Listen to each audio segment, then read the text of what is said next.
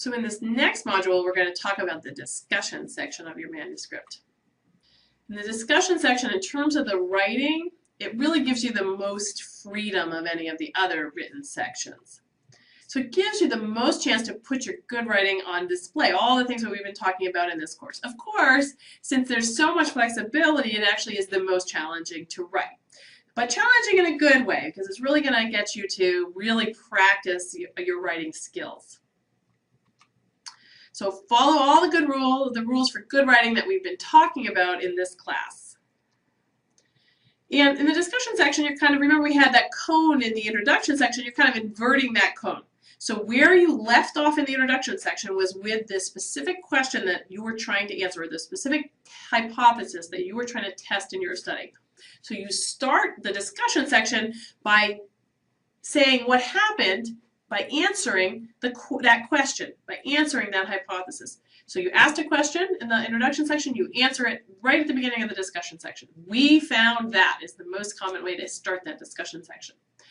Then you've given what you think the answer to that question is based on your data. Then you're going to support that conclusion with your data and other people's data from the literature. So give all the lines of evidence, say how your results fit in the context of the literature. Then you're going to defend your conclusions. So this is the limitation section, the obligatory limitation section of your discussion section. You want to anticipate the criticisms that people might have, the reasons that they might disagree with your conclusions, and defend your conclusions. And then at the end, you're going to go broad. So now you're getting to something, you started with something specific, now you're going to something very general. You want to give the big picture. What are the big implications of your research? This is where you want to give implications, recommendations, give the big picture take-home message. Give your clear take-home message. So in other words, the discussion to tell you what do my results mean and why should anyone care? And that's a very important point. A lot of times people will spend a lot of time saying what the results mean, but they spend too little time saying why those results are important. That means if somebody that's outside your immediate little niche area in science goes to read your paper, they're not going to know why they should care. You got to make them care. So here's one kind of way of organizing the discussion. Here's kind of the elements that most discussion sections will contain. And of course, again, it's a little bit discipline specific exactly what goes in that discussion, but I'm giving you a fairly general kind of picture here. So again, you want to start the discussion section with something like, we found that, and then you answer the question that you ended with in the introduction section, what your aim was or what your hypothesis was. What did you find relative to that hypothesis? You're going to explain what the data mean at that very high level. Give the big picture of what do my results mean. You want to clearly and explicitly state if the findings are novel. You want to point that out for your readers. You may also have some key secondary findings. Oftentimes we do a study to find one thing and we find some other interesting findings in the process. So then you might state those other key secondary findings. So you're going to give your findings and then you're going to put all of that in context. So this means here's where you can get to some detail that I didn't want you to put into your introduction section. So you can give possible mechanisms or pathways that might explain something that you're seeing in your data. Go down, one level in the biology, for example. If you're looking at people, you might talk about the genes and cells that might be involved. Maybe you didn't measure any of that in your study, but maybe here are the potential mechanisms that explain what I'm seeing. Compare your results with other people's results. So this is where you dive into the literature and say what's out there already on this topic. How do your results fit in? Are they confirming other results out in the literature? If they're not confirming, if they're in contrast with other results in the literature, why do you think you got different results? So that's where you kind of put everything into that context of the wider literature. So that's right there, you've got the bulk of your discussion. Somewhere as you're getting towards the end of your discussion, you need to have at least one paragraph on strengths and limitations. And inevitably, we actually end up oftentimes spending a lot more time on limitations than we do on strengths. But do try to remember to highlight the strengths of your paper. You're going to make a sale to your reader that, hey, here's all the good things about my paper. Put that into. And then you're going to give your limitations. No matter what discipline you're in, you're going to have at least one paragraph on limitations. You want to explain why you think your results are robust despite some potential limitations of your study. You know, all studies have limitations. My main recommendation on the limitations paragraph is the mark of a good paper for me is when I'm looking through the rest of the paper before I get to the discussion section. I'm reading the results, looking at the tables and figures, and a question comes up in my head. I'm like, well, yeah, but see, this is the problem with your analysis. And I think of these things as I'm going along, something I'm going to criticize the authors on. Mark of a good paper for me is when I get down to that limitations paragraph in their discussion section, if they've anticipated my concern and they at least directly acknowledge it. Sometimes just having it acknowledged that they're aware of that is really important to me as a reader and a reviewer. Even better, if they tell me how they address that potential problem, that's great too. So that's really the mark of a good paper. A lot of times people write limitations section in a very generic way, like, oh, well, my study was small and it had, you know, in other words, in a way that could apply to almost any study in that discipline. Don't write a generic limitations section. Really point out what matters, what limitations matter for your specific paper. Try to anticipate the reader's criticisms. You also want to spend a little bit of time saying what's next. Usually, again, that goes kind of towards the end of the discussion section. Well, some of these results need to be confirmed in future studies.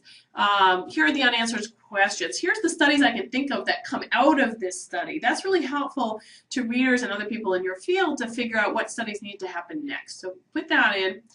And then make sure that you also include in your discussion, again, this is probably going to be somewhere towards the end, the so what. Implicate, speculate, recommend. This is where you're saying, hey, why should anybody care about my findings?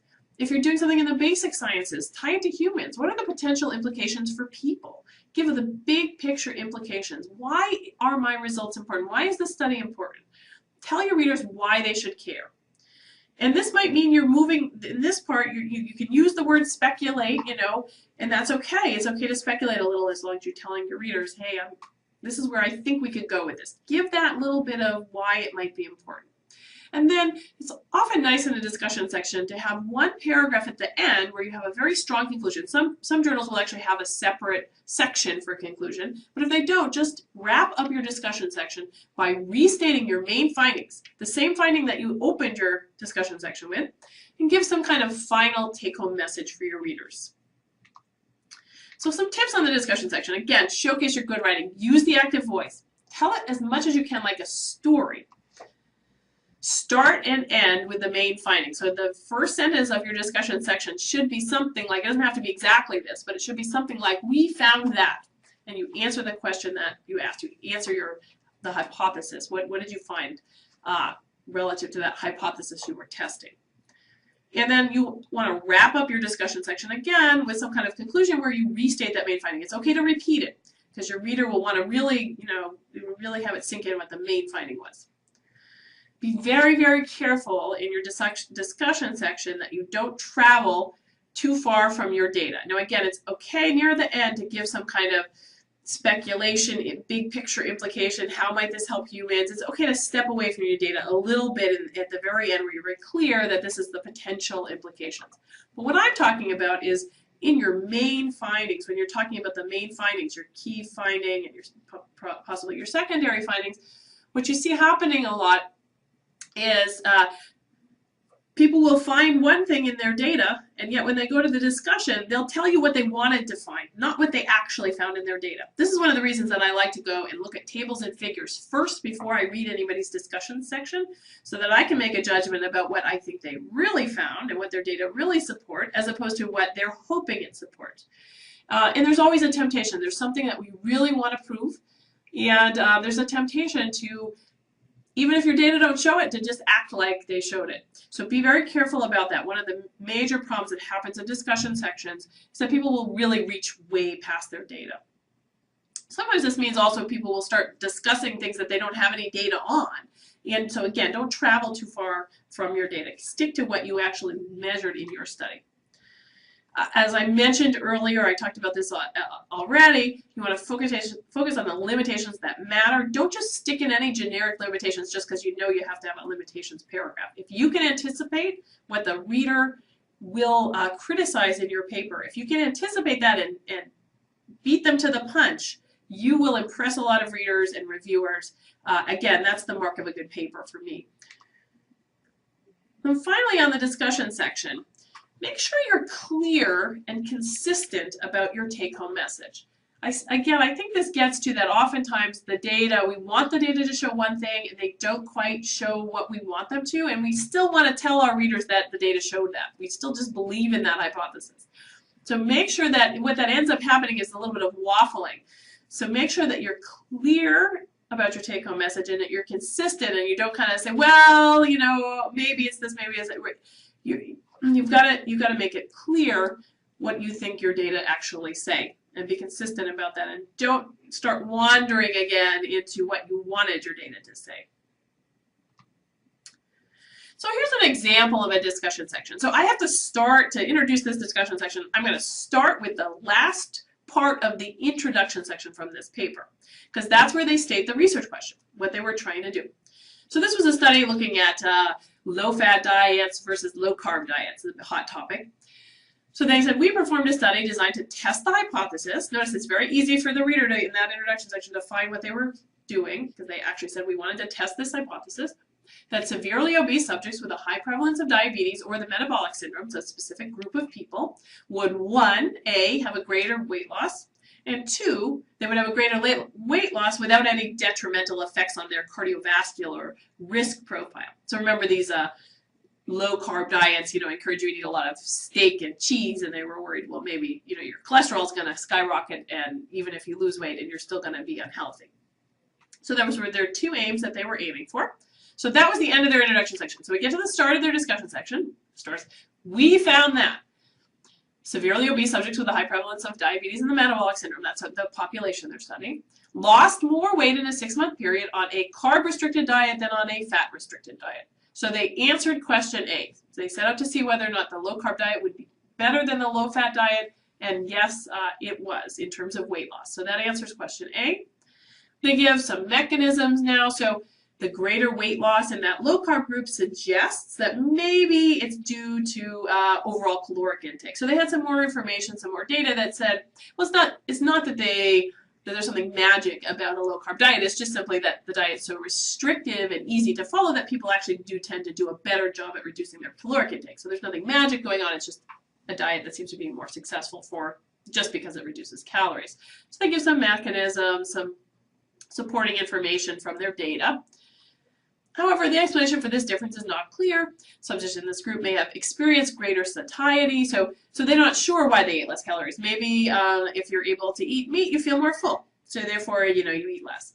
Or maybe it just has to do with the simplicity of the diet. So they're trying to give some possible reasons why they might have seen the result that they did. So possible mechanisms and unanswered questions. So they get a little bit into the supporting details within that first paragraph. And then they jump to the second paragraph. They answer that second question, which was the concern about if you eat a lot of steak and cheese, your cholesterol might skyrocket and you might have heart attacks. So they tell you, they answer that question. Subjects in the low-carb group actually had greater decreases in triglyceride, that's good, than subjects in the low-fat group. They had greater increases in insulin sensitivity, also, which is also good.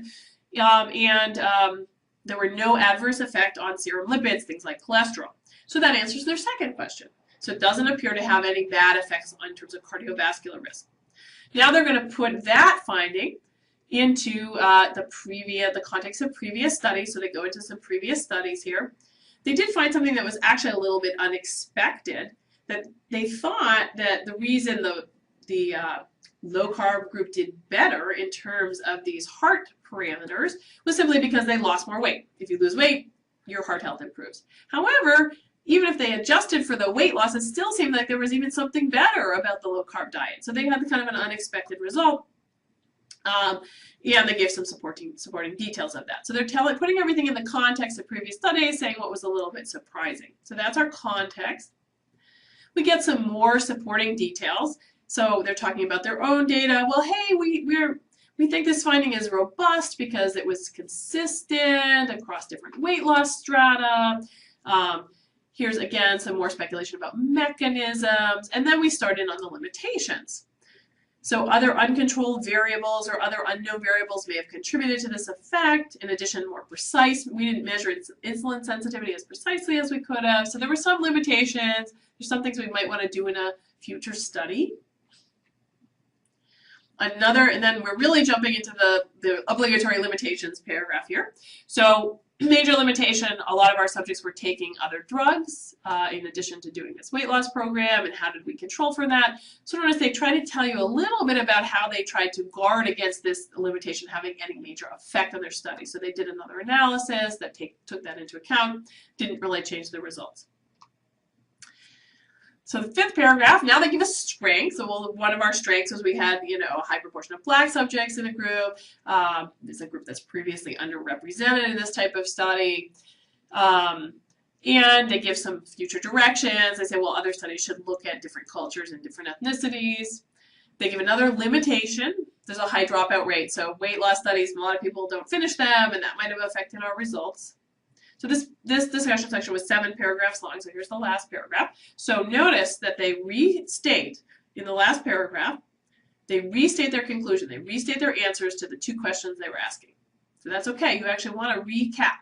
Taken together, our findings demonstrate that this population lost more weight during 6 months on a carb-restricted diet than on a low-fat diet. The carb-restricted diet actually led to greater improvements in insulin sensitivity, and again, that's a good thing. And some of those improvements were independent of weight loss. And there was also a greater reduction in triglyceride levels, and it's good to get your triglycerides down. So they've just restated what they said in the opening 2 paragraphs, but you want to sum up what they found, the answer to those 2 main questions. Then they give you some big picture things though. They say, well, hey, we got to interpret these findings with caution. This doesn't mean that everybody should rush out and go on a low-fat diet, because the magnitude of the overall weight loss relative to how overweight these subjects were was actually pretty small. So they did lose more weight, but it wasn't a huge amount. There was a high dropout rate, so that makes it difficult to interpret the results of our study. So based on all that, they give a take-home message. So this is the take-home message that they're really giving to physicians. This study proves a principle and does not provide clinical guidance.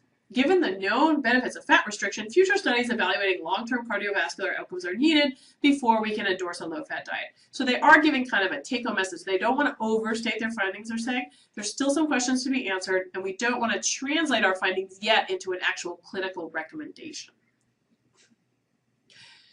All right, so one more example of a discussion section. So again, this discussion section starts by stating exactly what they did in the study, what they found. So in the present work, we give closed formulae. This was a mathematical study. It has a slightly different flair to it, but they're saying exactly what they did there. They aimed to give closed formulae for this question, and they did it. We give closed formulae for the generating function of the cumulants of the current in the OpenTSAEP.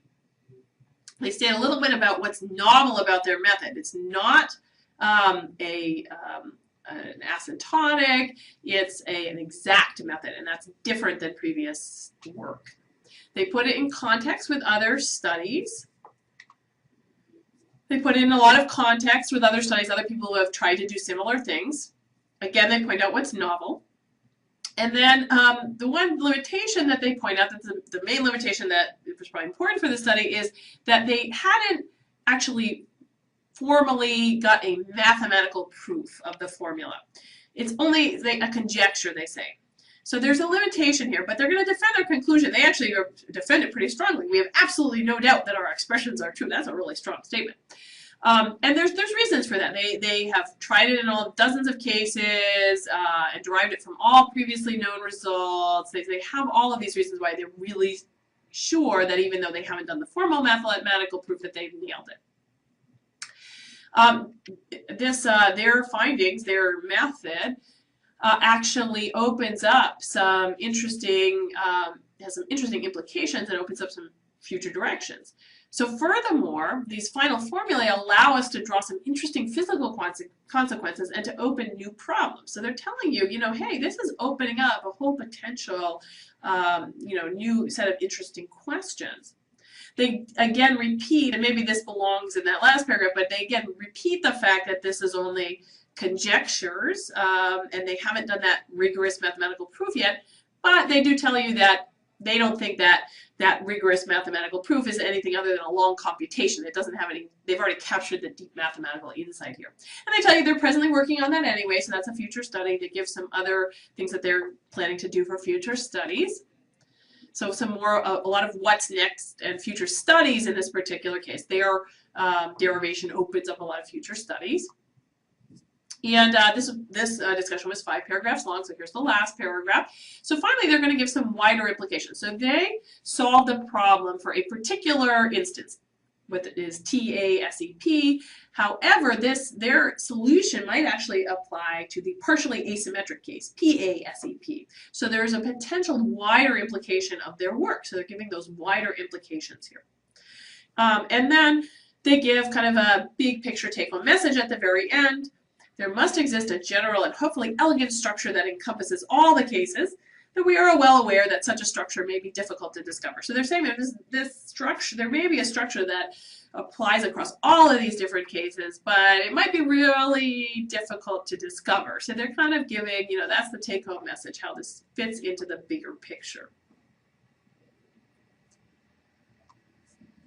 So a few things of what not to do in your discussion section. So this was the beginning of a discussion section. It started with, this meta-analysis is subject to a number of limitations. So do not start your discussion section with the limitations. Start with the, we found that, the main finding that you found. The limitations, bury that deeper into the discussion section. That should be several paragraphs down. In terms of verb tense on the discussion section, well, first of all, your verb should be in the active voice for sure. And then similar to the methods and results and introduction sections, you're going to use the past tense when you're referring to things that have already been completed. Those are study details, results, analyses, because you've already completed the analyses and other people's work. So we found that, subjects may have experienced, Miller et al. Found. But you're going to use the present tense when talking about what the data suggests, because the data are still suggesting that. The greater weight loss suggests. The explanation for this difference is not clear. Potential explanations include.